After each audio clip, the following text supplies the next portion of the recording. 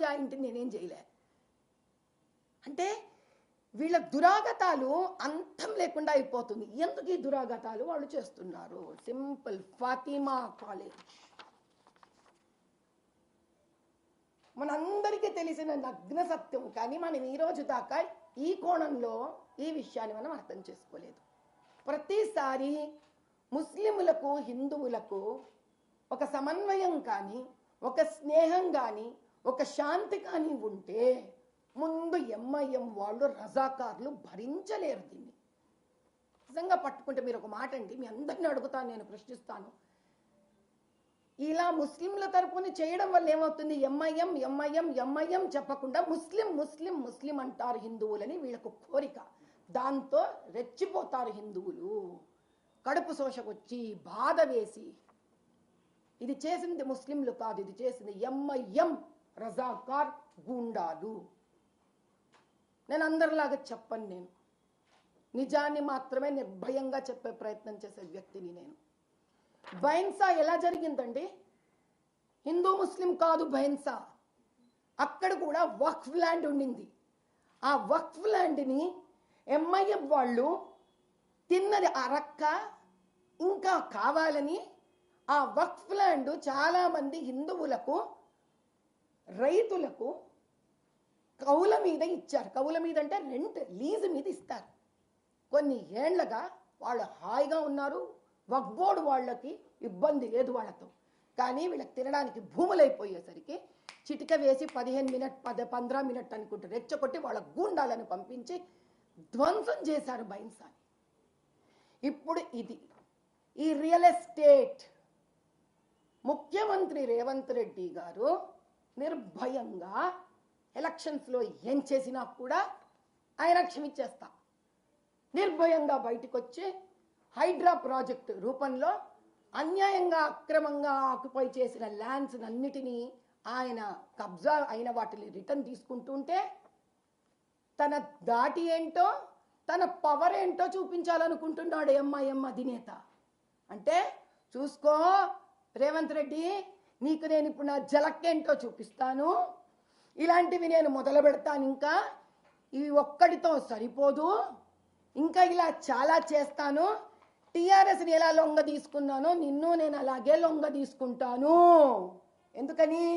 రాబోయే కార్పొరేట్ ఎలక్షన్స్లో కానీ ఆ తర్వాత ఎమ్మెల్యే ఎలక్షన్స్లో కానీ నేను చిటిక వేస్తే ముస్లిం అధినేతలకు ముల్లాలకు అష్రఫ్స్కి చెప్తే తప్ప అన్ని ప్రాంతాలలో తెలంగాణలో కాంగ్రెస్కి ఓట్లు పడవు అనే సంకేతాన్ని రేవంత్ రెడ్డి వరకు చేరుస్తున్నాడు అసదుద్దీన్.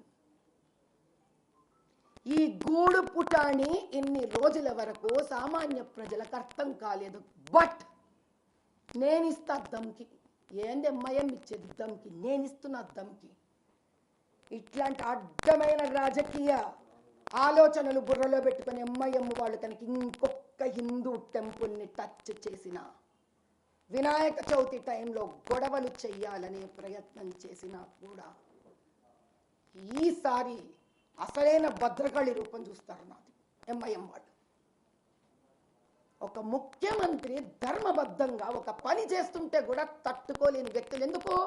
వీళ్ళ ఒంటి నిండా అన్యాయమైన వక్ఫ్ బోర్డ్ డబ్బులు తిని తిని తిని తిని తిని చాలట్లేదు వీళ్ళకి ఇంకా.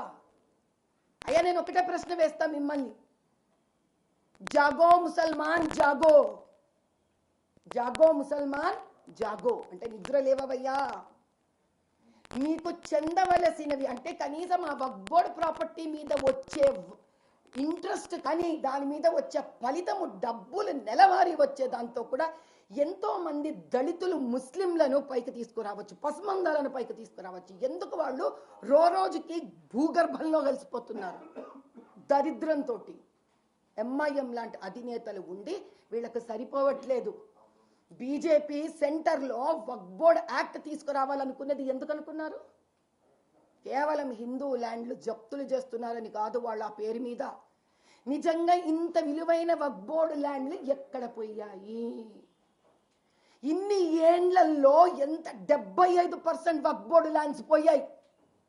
హిందువులేం కబ్జాలు చేయలేదే.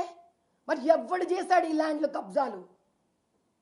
ఈయన ఎంఐఎం లాంటి వాళ్ళు కబ్జాలు చేసి ఆ హక్కు అరబ్బులకు ఉంది. తెలుసా మీకు? అది హజ్ కమిటీ ఉందయ్యా నాంపల్లిలో. ఆ బిల్డింగ్ చూసారు కదా మీరు ఎప్పుడైనా? దాని ముందు కమర్షియల్ బిల్డింగ్ ఉంది. 7 సంవత్సరాలు అయిపోయింది. అది నిర్దాక్షిణ్యంగా మిగిలిపోయింది. అది అట్లా ఎవడబ్బా సొమ్మది?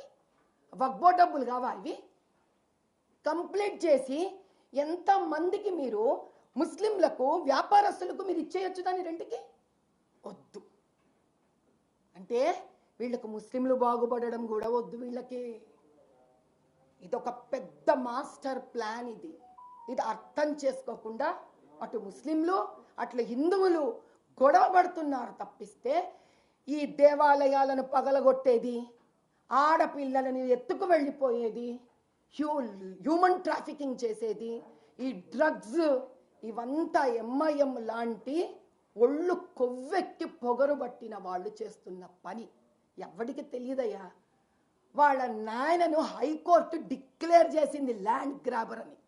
ఏం గ్రాబ్ చేశాడు ల్యాండ్? ఏకంగా డిఫెన్స్ ల్యాండ్కే పెట్టినాడు ఆయన పగనామాలు. ఇట్లా ఆ ముందు తరం అందరు తెలుసా, హిమాయత్ నగర్లో రెంటెడ్ హౌస్లో ఉండేవాళ్ళు. వాడు ఒక చిన్న బైక్ నడుపుకుంటే ఇట్లా మోటార్ సైకిల్. ఎక్కడి నుంచి వచ్చింది వీళ్ళకి ఇంత ఆస్తి? వక్ఫ్ బోర్డ్ ల్యాండ్లు తిని తిని తిని తిని హిందూ ముస్లింల మధ్యలో గొడవలు చేసి చేసి చేసి